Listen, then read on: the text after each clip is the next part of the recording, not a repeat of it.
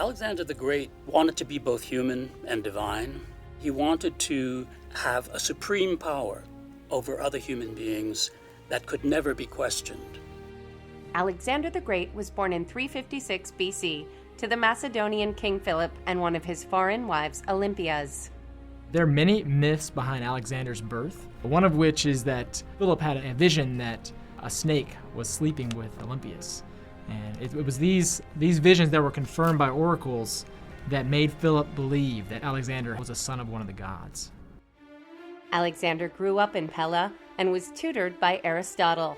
Macedonia at the time of Alexander's birth is still considered to be a rude, rather barbarian by Greek standards sort of place. Bringing Aristotle in to tutor Alexander is like bringing culture to your rude barbarian society. In 336 BC, at a royal celebration, Philip was fatally stabbed by Pausanias, one of his guards. Once Alexander became king, he prevented the empire from collapsing and splitting by first going down to the Greek city-states and securing their allegiance. He burned the city of Thebes to the ground and dismantled it. He slaughtered all the male inhabitants and enslaved all the women and children. Over the next several years, Alexander and his army started east, conquering everything from Greece to India.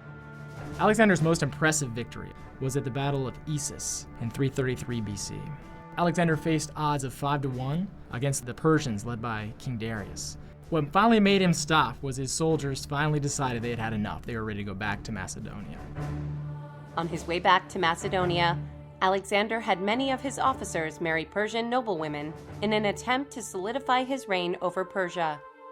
There was considerable opposition to Alexander's rule as king of Persia from his own Macedonians. The Macedonians saw him becoming less and less Macedonian and more foreign. After a sudden illness, Alexander the Great died in Babylon in 323 BC.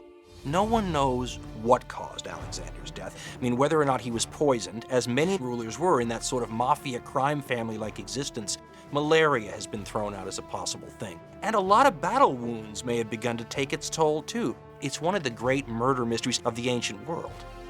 Alexander the Great would inspire future leaders like Julius Caesar and Napoleon Bonaparte.